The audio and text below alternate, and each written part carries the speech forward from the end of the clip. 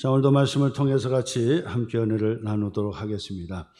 요한복음의 말씀은 사복음서에서 네 번째 해당하는 복음서입니다. 복음이라 그러잖아요. 복된 소식이다. 복된 소식. 요한복음, 그러니까 요한이 기록한 복된 소식.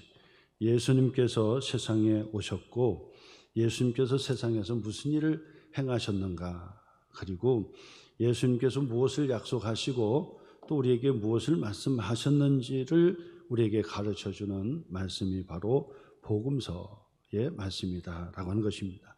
이 말씀을 통해서 바로 예수님이 누구신지, 예수님이 어떤 분이신지를 우리가 다시 한번 알고 깨닫고, 그리고 그 예수님을 마음속에 영접해 드리는 하나님의 자녀된 권세를 누리는 저와 여러분 모두가 되시기를 바랍니다. 사도 요한은 하나님께서 세상에 예수 그리스도를 보내주셨지만은, 어둠 가운데 빛으로 예수님을 보내주셨지만은 세상이, 어두운 세상이 그를 알지도 못했고 깨닫지도 못했고, 그래서 마음에 믿고 영접하지 아니했다. 그러나 언제든지 누구든지 예수님을 알고 깨달아 그 예수님을 믿고 믿음으로 예수님을 영접하는 자는 하나님의 자녀가 되는 권세를 주신다라고 하시는 이 약속의 그 말씀이 요한복음의 시작이고 요한복음의 마칠 때까지, 기록이 마칠 때까지 우리에게 권면해 주는 말씀이 됩니다. 그러므로 우리는 예수님이 누구인지를 알아가고, 그리고 예수님을 믿음으로 영접해서 하나님의 자녀된 권세를 누리시면서 주님이 다시 오시는 그날까지 하나님의 자녀된 권세의 삶을 축복으로 누리는 그런 성도가 되시기를 주님의 이름으로 축복을 드립니다. 오늘 성경의 그 말씀은 바로 예수님이 누구신지에 대한 기록의 말씀인데, 사도 요한은 세례 요한이 예수님을 우리에게 가르쳐 주신 말씀을 우리에게 소개해 주는 말씀이 됩니다. 사도 요한도 있고 세례 요한도 따로 있지요. 그 당시는 이름이, 흔한 이름이 여러 사람이 같이 공유했었어요. 그러니까 이름이 이 여러 사람이 같이 썼다는 얘기죠. 성경에서도 같은 이름의 사람들이 많이 나와요. 기록되지 않은 사람으로 따진다면 더 많은 사람이 바로 이 같은 이름을 쓰고 있다고 볼 수 있겠죠. 그래서 우리는 바로 이분들을 구별하기 위해서 사도 요한은 그냥 사도 요한은 요한이라 그러고, 세례 요한은 요단강에서 세례를 베풀었기 때문에 바로 세례자를 붙여서 세례 요한이다, 그렇게 구분해가지고 우리에게 가르쳐주고 있습니다. 그래서 여러분, 같은 요한이지만은 사도 요한, 세례 요한은 다른 사람이라는 것을 우리가 다시 한번 기억하시고, 오늘 성경의 본문의 말씀은 사도 요한이 기록했지요. 세례 요한이 예수님에 대해서 뭐라고 말씀하셨는지를 우리에게 가르쳐 주면서 예수님이 누구인지 그것을 우리에게 소개해 주고 있습니다. 사실 예수님이 누구인지를 아는 것이 가장 중요한 것입니다. 어떻게 보면 신앙생활의 처음 시작이자 신앙의 마침도 예수님이 누구인지를 아는 거예요. 그러니까 사실은 예수님을 안다는 것은 가장 기본적인 거지만은 우리가 더 깊이 알아가는 데 있어서 가장 소중한 신앙생활은 바로 예수님을 아는 거죠. 신약 성경을 통해서도 예수님을 알게 돼요. 예수님이 오셔서 무슨 일을 행하셨는지, 세상에 오셔서 무슨 이 말씀을 우리에게 약속해 주셨는지, 그리고 그 예수님은 어떤 분이신지를 신약 성경 우리에게 낱낱이 가르쳐 주고 있습니다. 구약 성경도 마찬가지죠. 사실은 구약 성경도 사실 주제는 예수님이에요. 예수님에 대해서, 오실 예수님에 대해서 우리에게 끊임없이 가르쳐 주시고, 예수님의 모형에 대해서, 오실 예수님에 대해서 우리에게 모형으로 가르쳐 주시는 말씀이 구약 성경이에요. 그러므로 구약 성경도 예수님에 대해서 우리에게 가르쳐 주시고, 복음서도 예수님에 대해서 가르쳐 주시고, 신약 성경 요한계시록도 다시 오실 예수 그리스도를 우리에게 가르쳐 주시는 거예요. 그러므로 성경 66권은 예수님의 주제예요. 예수님의 주제예요. 그러니까 성경 어떤 본문을 다 찾고 읽어도 예수님이 누구인지 우리에게 가르쳐주는 본문의 말씀이 되는 것입니다. 그러므로 여러분 성경을 보면서 그 말씀을 통해서 예수님이 누구신지, 내가 예수님을 어떻게 고백해야 되는지 도전받고, 그리고 그 믿음으로 고백해야 하는 것이 바로 성경의 목적이라고 말씀을 드릴 수 있습니다. 성경에 많은 지식을 갖고 있지만은 예수님을 잘 모르고 예수님을 믿음으로 영접하고 고백하지 못한다면 그것은 성경을 잘못 아는 것이고, 그리고 성경을 알지 못하는 사람이라고 단정 지을 수가 있습니다. 그러므로 오늘 성경의 본문의 말씀은 이 요한, 사도 요한과 다른 세례 요한, 요단강에서 세례를 베풀고 하나님의 말씀을 선포했던 바로 그 세례 요한이 예수님을 우리에게 어떻게 소개해 주는지 그 말씀을 통해서 함께 은혜를 나누게 될 것입니다. 그러면 우리는 그 말씀을 통해서 예수님은 바로 그 하나님이십니다 라고 고백을 하는 축복의 시간이 되었으면 좋겠습니다. 자, 그러면 이 세례 요한이 예수님을 누구라고 소개하는지 29절의 말씀에 보니까 이튿날 요한이, 여기서 요한은 세례 요한을 가리키는 거예요. 세례 요한이 예수께서 자기에게 나오심을 보고 이르되, 예수님께서는 30세에 공생애를 시작하셔서, 공생애라고 하는 것은 공적 생애의 이 사역이라고 볼 수 있겠죠. 공적 사역이라 그렇게 말씀을 드릴 수 있어요.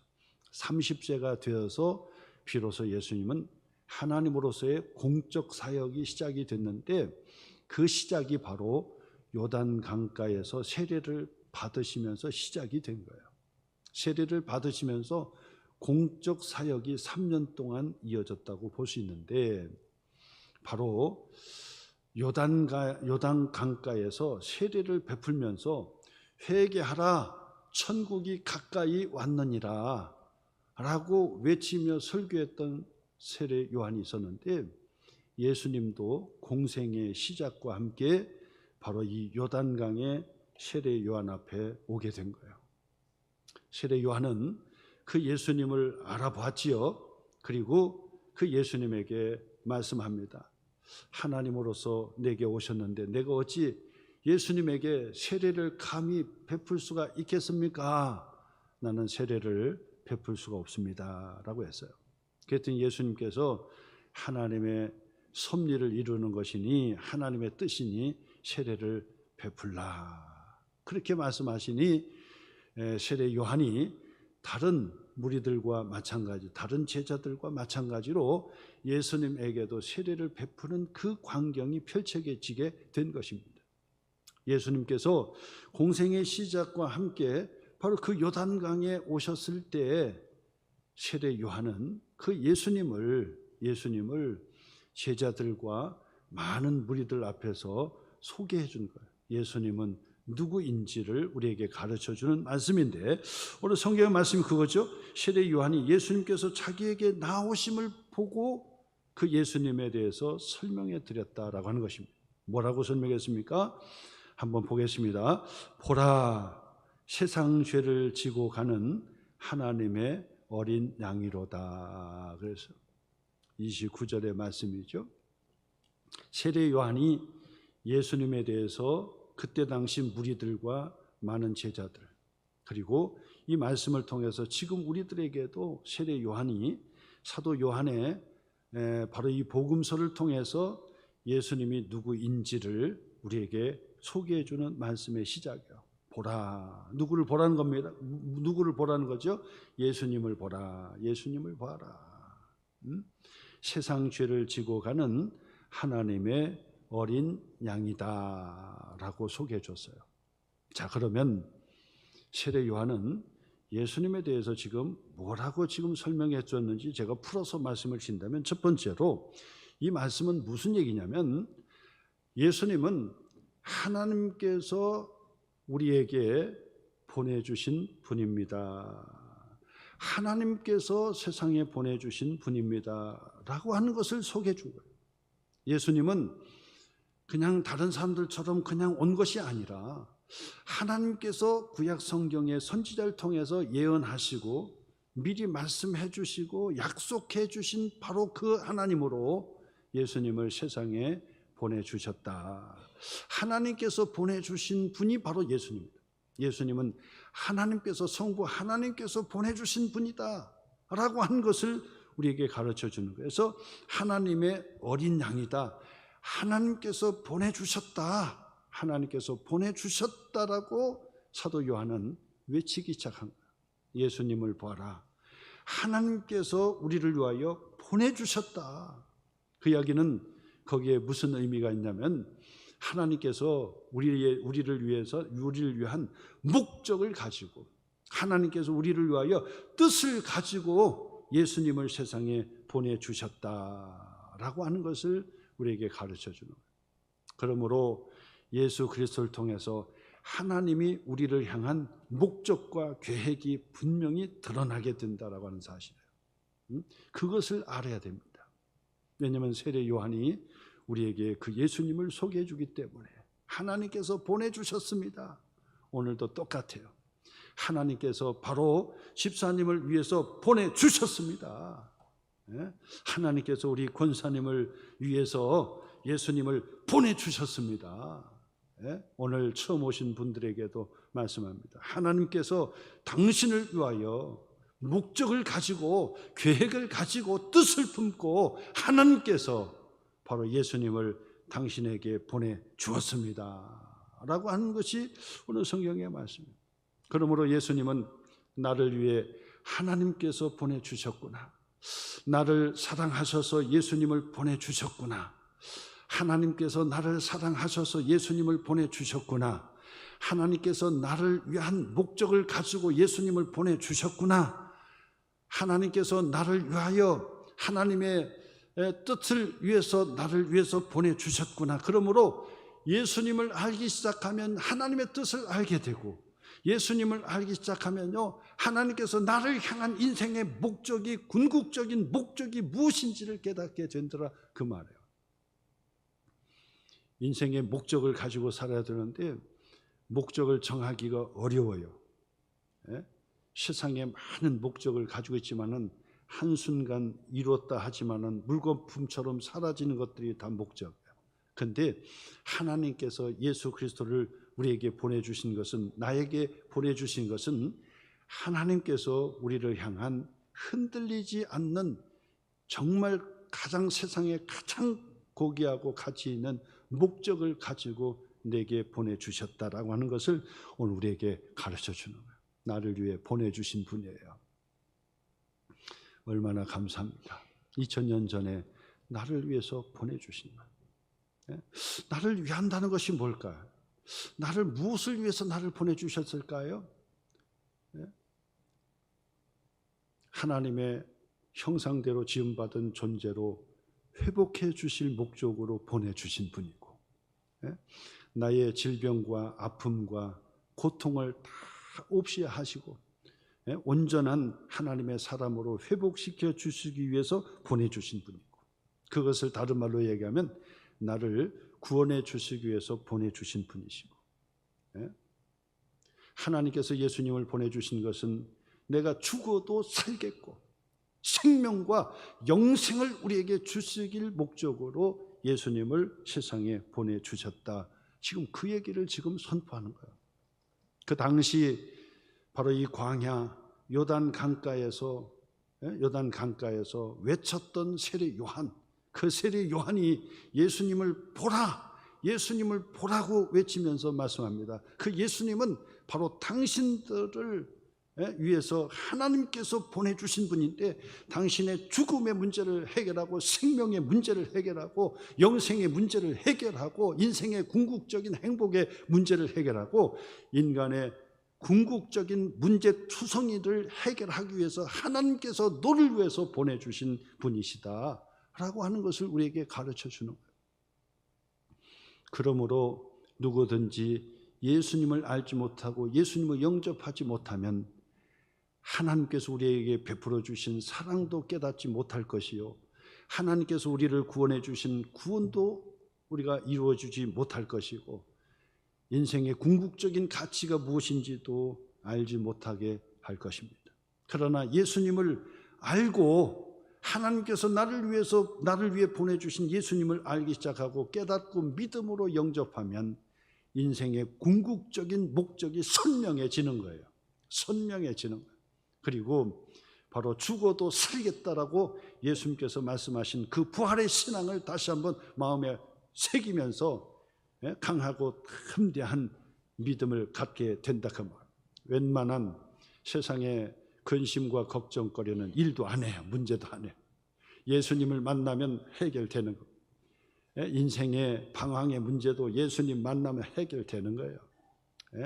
인생에 막 기가 막히게 막 하늘이 무너진 것처럼 인생에 아무것도 보이지 않는 캄캄한 문제가 내게 닥쳤다 할지라도 예수님을 만나면 문제는 자연적으로 안개가 거치듯이 해결이 되고 하나님의 은혜의 축복의 삶으로 변화가 된다라고 하는 사실을 믿으시기를 주님의 이름으로 축복합니다.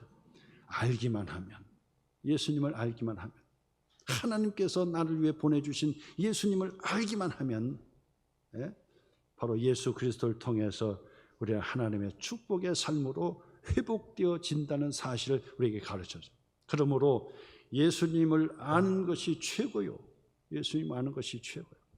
여러분, 신앙생활도 마찬가지죠. 신앙생활 어떻게 잘합니까? 예수님 아는 거예요. 다른 거 없습니다.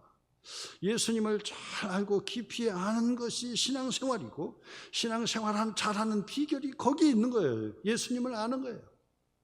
그래서 주님이 다시 오실 때까지, 하나님이 나를 부르시는 그날까지 우리가 줄기차게 달려가야 될 그 길은 예수님을 더 깊이 알고 믿음으로 영접하고 그와 함께, 예수님과 함께 생명의 영생의 길로 가는 것이 궁극적인 목적이에요.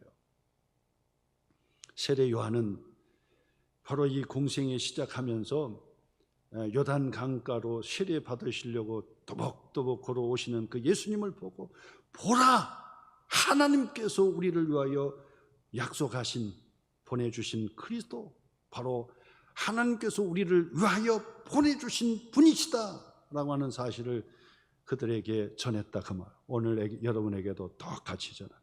예수님은 바로 여러분을 위해서 하나님께서 보내주신 분이시다. 저도 여러분, 그러면 여러분들도 여러분 이렇게 하지 말고, 여러분들은 하나님께서 나를 위해서 보내주신 분이시로구나. 나를 위해서. 그렇죠? 나를 위해서 보내주신 분이시다. 믿으시기를 주님의 이름으로 축원합니다. 같이 한번 따라서 하세요. 예수님은 하나님께서, 전능하신 하나님께서, 신실하신 하나님께서, 좋으신 하나님께서 나를 위해 보내주셨습니다. 할렐루야. 나를 위해 보내주신 것, 나를 위해서. 나를 위해서. 어떤 나를요? 방황하고 있는 나를 위해서, 고민하고 있는 나를 위해서, 절망하고 있는 나를 위해서 회복시켜 주시기 위해서, 구원해 주시기 위해서, 생명을 주시기 위해서, 영생을 주시기 위해서, 하나님의 축복을 주시기 위해서, 인간의 행복을, 우리에게 궁극적인 행복이 무엇인지 깨달아 인생을 의미 있게 살게 만들어 주시기 위하여 예수님을, 바로 나를 위해서 예수님을 보내주셨다.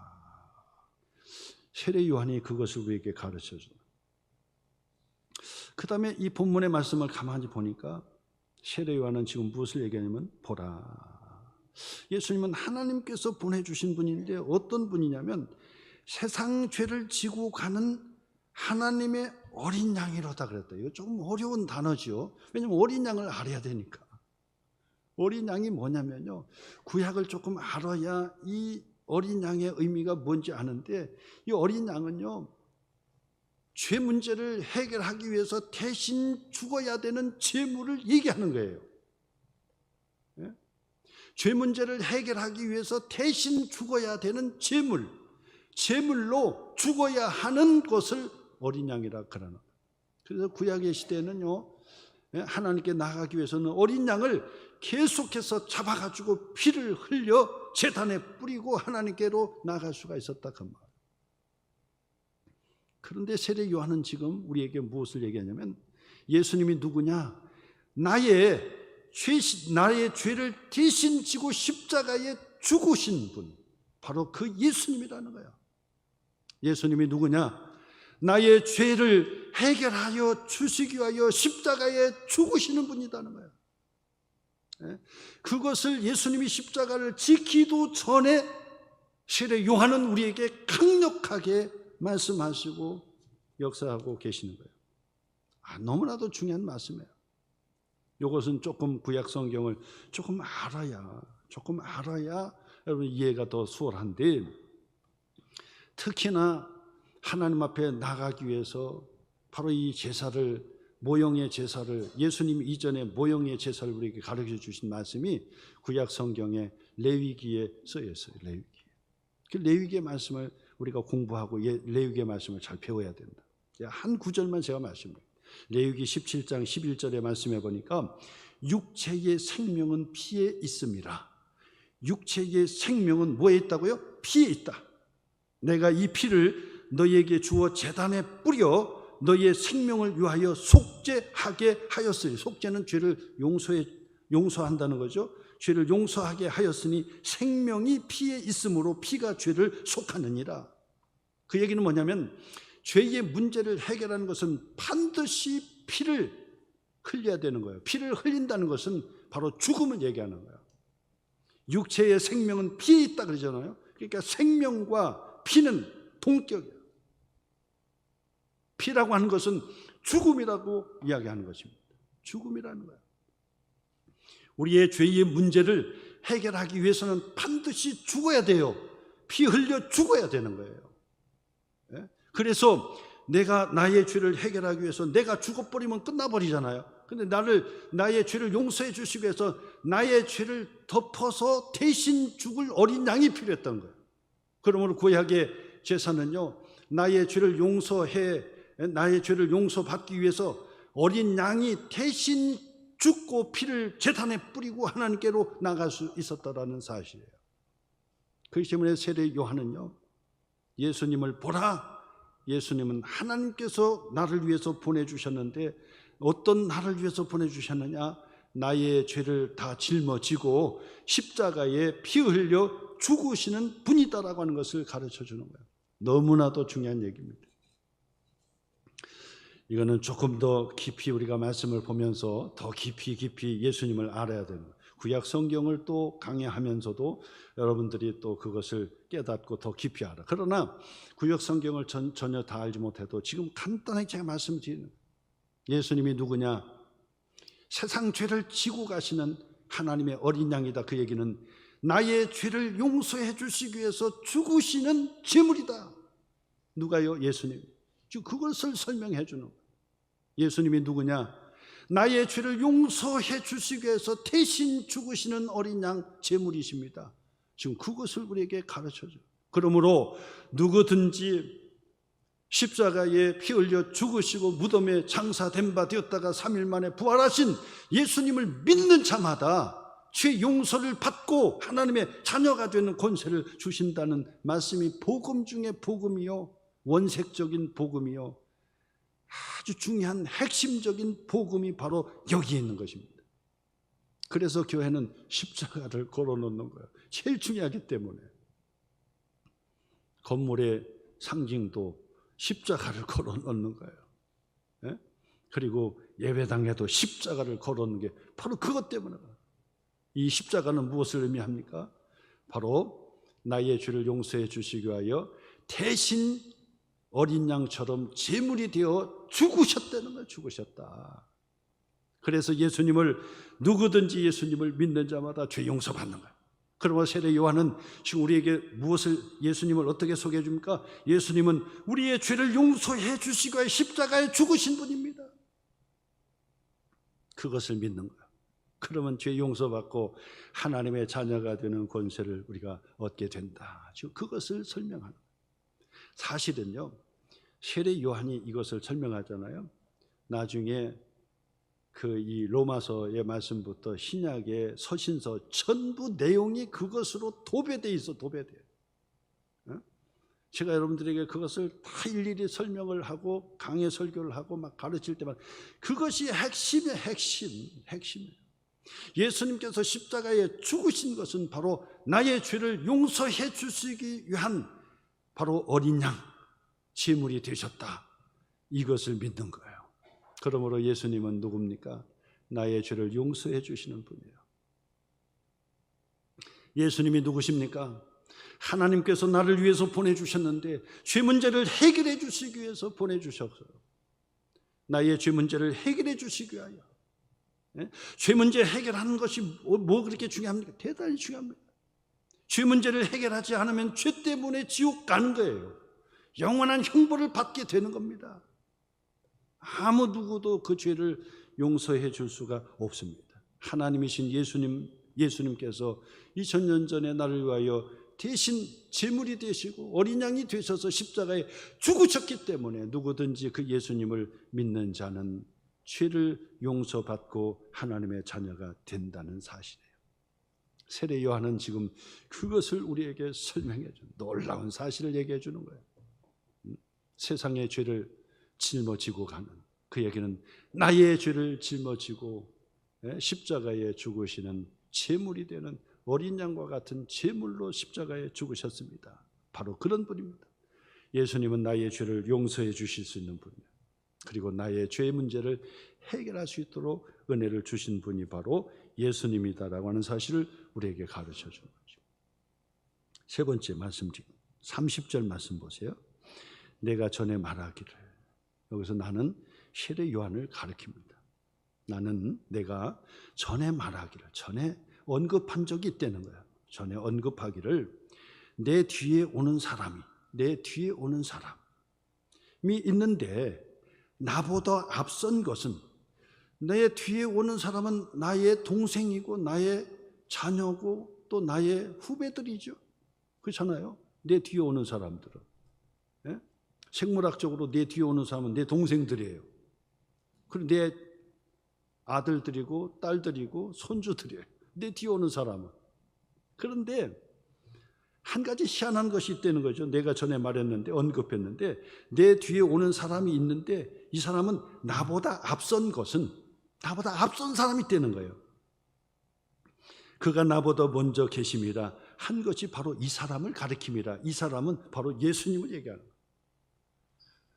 자, 이 30절 말씀이 무슨 내용인지 이게 어려운 게 아니에요. 사실은 여러분들이 천천히 읽으면 무슨 내용인지 아는 거예요. 천천히 안 읽으니까 이게 무슨 내용이 뭔지, 이게 무슨 내용인가 그러지, 사실 천천히 읽으면 아는 얘기. 그 얘기는 뭐냐면 세례 요한이 전에 언급했던 것처럼 예수님에 대해서 소개하는 겁니다. 예수님을 지금 소개하면서 내가 전에 언급한 적이 있지. 내 뒤에 오는 사람은 이 동생들이고 후배들이에요. 근데 내 자녀들이에요. 자녀 손들이에요. 근데 내 뒤에는 오지만은 나보다 앞선 분이 계신데 바로 이분이야. 그 이야기는 무엇을 얘기합니까? 사실 생물학적인 나이로 본다면 세례 요한은 예수님보다 6개월 먼저 태어났어요. 그러니까 사실은 예수님보다 세례 요한이 형님이고 예수님은 동생이지요. 동생. 뒤에 왔으니까. 6개월 뒤에 태어났으니까 동생이에요. 근데 이 사람은 내 동생이지만은 생물학적으로는 동생인데 사실은 이분은 내보다 앞선 분인데 태초에부터 창조주 되신 하나님이시다라고 하는 사실을 가르쳐 줍니다. 자, 그렇다고 한다면 세례 요한은 예수님을 우리에게 뭐라고 설계하겠습니까? 나이로 보면 동생이지만 이분은 태초부터 계신 하나님, 창조주 하나님이십니다라고 하는 것을 가르쳐 줍니다. 예수님이 누굽니까? 세상을 창조하신 창조주 하나님이십니다. 그것을 우리에게 가르쳐 주는 거예요. 바로 예수님은 창조 주인 하나님이시기 때문에 나의 죄 문제를 해결해 주신 것입니다. 이분은 하나님이시기 때문에 우리를 책임져 주시는 분이십니다. 이분은 하나님이시기 때문에 창조 주인이시기 때문에 우리의 주인이 되십니다. 우리를 다스려 주시고 인도해 주시고 함께 해 주시고 축복해 주시는 분이 바로 예수님이십니다. 우리를 다스려 주시는 분이십니다라고 하는 것을 우리에게 가르쳐 줍니다. 예수님을 나의 주님이라고 고백하는 이유가 바로 거기에 있습니다. 예수님이 나의 주님이시오 나의 하나님이라고 영접하는 순간 그분은 우리를 다스려 주시고 세상 만물을 창조하듯이 그리고 섭리해 가듯이 우리를 인도해 주시는 하나님이십니다라고 하는 것을 우리에게 가르쳐 줍니다. 누구든지 예수님을 알고 믿음으로 영접하고 예수님께 기도하면 예수님은 우리를 다스려 주시고 문제 해결해 주시고 하나님의 축복의 삶을 살도록 역사해 주시는 하나님이신 줄 믿으시기를 주님의 이름으로 축원합니다. 그것을 우리에게 가르쳐요. 예수님은 진짜 창조 주인 되십니다. 그것을 가르쳐줘. 그래서 성경은요, 나중에 보세요. 예수님께서 인간의 몸으로 오셨지만은 창조주 하나님으로서의 사역을 아주 여지없이 드러냅니다. 38년 된 자를 말씀으로 이렇게 세워주시고 그 다음에 이 바다야 잔잔하라 파도야 잔잔하라 하면서 파도가 있는 바다를 잔잔케 하시고 친히 또 이 바다 위를 첨벙첨벙 걸어서 가시기도 하시고 죽은 나사로를 향하여 일어나라 라고 해서 죽은 자를 살려주시는 때까지 이르게 됩니다. 왜냐하면 그분은 창조 주인 대신 하나님이셨기 때문에 그 여지없이 그것을 드러내는 거예요. 말씀도 막 구구절절 하실 때마다 당대의 최고의 율법학자라든지 이런 사람들이 쩔쩔매고 그리고 그 권위에 대해서 고개를 숙일 수밖에 없었던 거예요. 이유는 간단합니다. 하나님이시기 때문에 그러셨던 것입니다.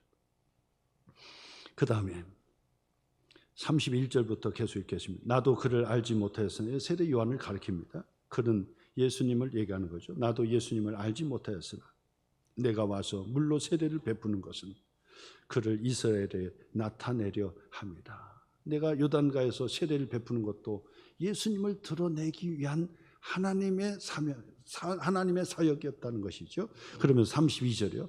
요한이 또 증언하여 이르되 내가 보았다는 거예요. 내가 보았다는 거예요. 무엇을 봤어요? 세례 요한이 지금 내가 보았다고 지금 얘기합니다. 무엇을 봤느냐? 보니까 성령이 비둘기같이 하늘로부터 내려와서 그 위에 머물렀더라. 이걸 본 거예요.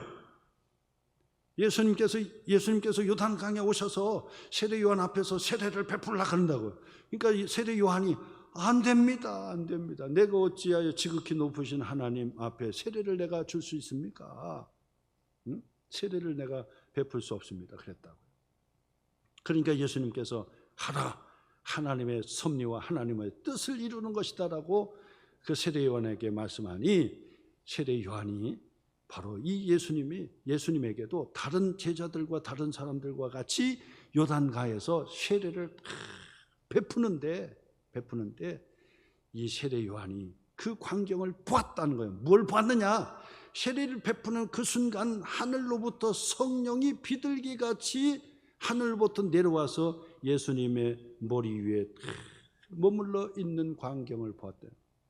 성령의 세례를 보았다 그 말. 성령 하나님이 내려오시는 것을 보았다. 네? 그런데 33절의 말씀에 뭐라고 덧붙이냐면 나도 그를 알지 못하였으나 나를 보내어 물로 세례를 베풀라 하신 그이가 나에게. 이거 누구냐면 세례 요한도 세례를 베푸는데 내가 하고 싶다고 그냥 세례를 어느 날 가서 베풀어요? 아니에요. 하나님께서 부르셨어요. 하나님께서 말씀하셨어요. 세례를 베풀라고, 그리고 복음을 전하라고, 회개하라 천국이 가까이 왔다고 전하라고 세례 요한에게 하나님께서 말씀하셨으니 세례 요한이 요단가에서 세례를 베푸는데 그 하나님께서 내게 말씀하신 그 말씀들 중에서 한 가지 말씀이 더 있었는데 뭐라고 말씀했느냐? 나에게 말씀하시되 뭐라고 말씀했습니까? 성령이 내려서 성령 세례를 베풀 때 누구든지 누구 위에든지 성령이 머무는 것을 보거든 그 사람은 성령으로 세례를 베푸시는 분인 줄 너는 알라. 그랬단 말이에요. 네가 많은 제자들과 많은 사람에게 물로 세례를 베푸는데 바로 그때에 한 사람, 특이한 사람이 나타날 것이라는 거죠. 근데 그 사람은 누구냐면 세례를 베푸는 그 순간 하늘에서 성령이 비둘기처럼 머리 위에 머무는 것을 본다면 그 사람은 성령으로 세례를 베푸시는 하나님인 줄 너는 알아라. 그 얘기를 했던. 그러니까 예, 알겠습니다. 그랬는데 많은 사람에게 세례를 베푸는 중에 바로 예수님에게 물의 세례를 베푸는 순간 하늘에서 성령이 비둘기같이 그의 머리 위에 머물렀다는 거예요. 그것을 봤다는 거예요. 예수님은 누구시냐? 예수님은 성령 받으신 분이시고 그리고 성령으로 세례를 우리에게 베풀어 주시는 분이시다. 그 말. 예수님을 알면요 성령 충만 받을 수 있어요. 그리고 성령 충만 받은 사람은 예수님을 전할 수밖에 없어요. 성령 충만한 사람은요 예수님을 막 전하고 싶어지는 거예요. 그게 제대로 성령 받은 사람이에요. 성령을 제대로 받은 사람은 자꾸 전도하고 싶어지고 선교하고 싶어지고 그리고 봉사하고 또 섬기고 싶어하고 당연히 그렇게 되는 거예요. 당연히 하라 마라 얘기하는 게 아니에요. 하라 마라 얘기하는 것이 아니라 성령이 임하면 예수를 전하고 싶어지는 거예요. 전하고 싶어서 견딜 수가 없게지는 거예요. 여러분 내가 성령에 충만한 사람이 아닌지 금세 점검할 수 있어. 전도하는데 열정이 나면 그 사람은 성령 받은 사람이에요. 근데 전도하라고 하면 힘들고 말이 안 나온다 그러면 성령 받은 사람이 아니에요. 틀림없습니다. 성령이 임하시면요 예수 그리스도의 영이기 때문에 성령은 예수 그리스도의 영이기 때문에 바로 예수님을 자꾸 말하게 돼 있어. 그것이 특징이에요. 예수를 전하게 돼 있어. 예수님을 믿고 영접하세요. 예수님 우리의 하나님이십니다. 우리를 위하여 우리의 죄의 용서를 위하여 십자가에 죽으신 분이십니다. 누구든지 그 예수님을 믿기만 하면 죄 용서받고 하나님의 자녀가 됩니다. 우리가 선을 행한다고 하나님의 자녀가 되는 것이 아닙니다. 우리가 좋은 일을 많이 한다고 구원받는 것이 아닙니다. 하나님의 자녀가 되기 위해서 교회에 헌금을 많이 해야 되는 것이 아닙니다. 예수님을 믿고 영접하는 자는 하나님의 자녀가 되는 권세를 얻게 되는 것입니다. 예수님을 알고 예수님을 믿고 영접해야 되는 것입니다. 이것을 알고 자꾸 전하고 싶어지는 거예요. 그 예수님을 믿고 영접하면 지옥 갈 사람이 천국에 가는 거예요. 그 한마디가 천국으로 가게 되는 거예요. 그러니 그 생명을 아는 사람이 어찌 가만히 보고 있겠습니까? 특히나 사랑하는 사람이 지옥으로 간 것이 뻔한데 가만히 있고 뒷짐지고 전도 안 한다. 둘 중에 하나입니다. 둘 중에 하나지요. 천국을 못 믿든지 아니면 진짜 사랑하지 않든지 둘 중에 하나 아닙니까? 사실 생각해 보세요. 사랑하는 사람이 예수를 믿지 않고 지옥 가는데 그걸 가만히 두고 있다면 사랑하지 않든지 천국을 믿지 않든지 지옥을 믿지 않든지 둘 중에 하나예요.